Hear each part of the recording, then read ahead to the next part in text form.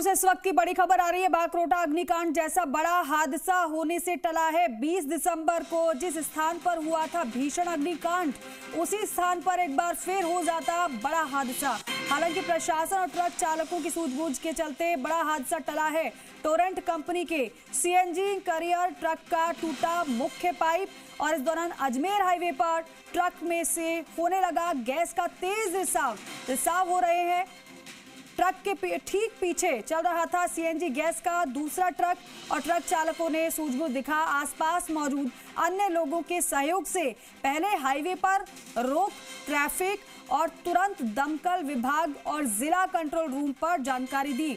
इसके बाद कपड़े आदि का प्रयोग कर किया रिसाव रोकने का प्रयास। गैस का रिसाव कम होने पर ट्रक को हाईवे से उतार ले जाया गया। सुनसान स्थान पर रिसाव पूरी तरह से बंद होने और पूरी चेकिंग करने के बाद हाईवे पर शुरू किया गया है यातायात। बागरोटा अग्निकांड के हीरो राजेंद्र सिंह राठौड़ ने फिर निभाया अपना कर्तव्य। गैस लीकेज की सूचना पर सबसे पहले पहुंचे मौके पर, फिर दमकल विभाग और प्रशासन को सूचना दी, तो वहीं चालकों के साथ मिल हाईवे पर ट्रैफिक को रुकवा दिया गया। ये अहम जानकारी आपको दे रहे हैं। विनय पंत हमारे सहयोगी हमारे साथ फोन लाइन पर जुड़े हैं। विनय, अगर ड्राइवर की ओर से सूझबूझ नहीं यहाँ पर दिखाई जाती तो एक बार फिर से दर्दनाक भीषण अग्निकांड यहाँ पर हो सकता था। जी बिल्कुल, देखिए जहाँ पर 20 दिसंबर 2024 को भीषण अग्निकांड हुआ था बागरोटा में, उसी स्थान पर एक बार फिर से देर रात एक बड़ा हादसा होने से टल गया। बताया जा रहा है जो टोरेंट गैस का टोरेंट कंपनी का जो कैरियर था गैस ले जाने वाला सीएनजी, उसमें जो मेन पाइप थी वो टूट गई। उससे काफी तेज वहां पे रिसाव गैस का होने लगा और जिस टैंकर से रिसाव हुआ उस टैंकर के ठीक पीछे एक दूसरा टैंकर भी गैस से भरा हुआ चल रहा था। चालक ने उसको कुछ दूरी पर रोका और उसके बाद दोनों चालकों ने आसपास के लोगों से मदद ली और सबसे पहले हाईवे पे यातायात को रोका गया और उसके बाद में कपड़ों की सहायता से और भी दूसरी चीजों की सहायता से रिसाव को कम किया गया। जब रिसाव कम हुआ तो उसके बाद जो चालक है उसने सूझबूझ दिखाते हुए टैंकर को हाईवे से नीचे उतारा और सुनसान जगह ले गया। और इसी दौरान इसमें जो महत्वपूर्ण भूमिका निभाई है जो बागरोटा अग्निकांड के भी हीरो रहे राजेंद्र सिंह राठौड़, जिन्होंने उस वक्त भी सबसे पहले प्रशासन को सूचना दी थी, दमकल मौके पर बुलाई थी, घायलों को पहुंचाया था। उन्होंने फिर एक बार महत्वपूर्ण अपनी भूमिका निभाई। सबसे पहले वही मौके पे पहुंचे और उसके बाद उन्होंने दमकल विभाग और प्रशासन को इसकी सूचना दी।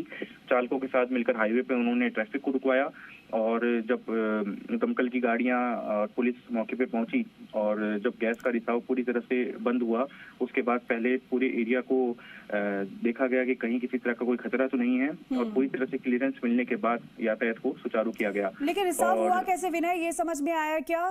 पाइप कैसे टूटी?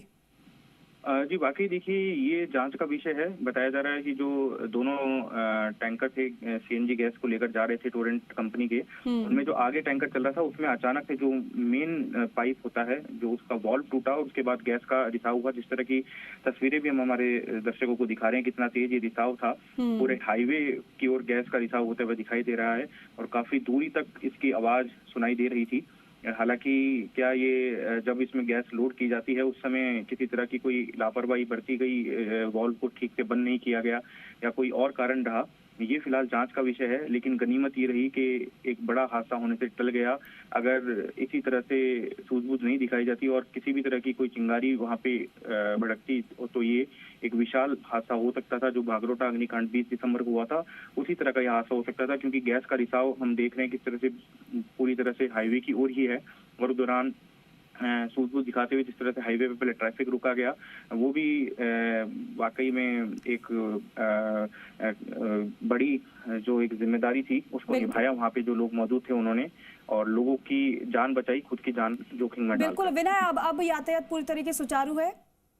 जी बिल्कुल, देखिए जब गैस का रिसाव पूरी तरह से बंद हो गया तो पहले पुलिस और दमकल की जो टीम पहुंची थी, सिविल डिफेंस की भी टीम वहां पे पहुंची थी और उन्होंने पहले ये चीज देखी कि किसी तरह का कोई और खतरा तो नहीं है आसपास, और जब ये सब चीज क्लियर हो गई उसके बाद जाकर यातायात को वहां पर सुचारू किया गया। ठीक है विनय, बहुत शुक्रिया आपका पूरी जानकारी के लिए, बातचीत के लिए।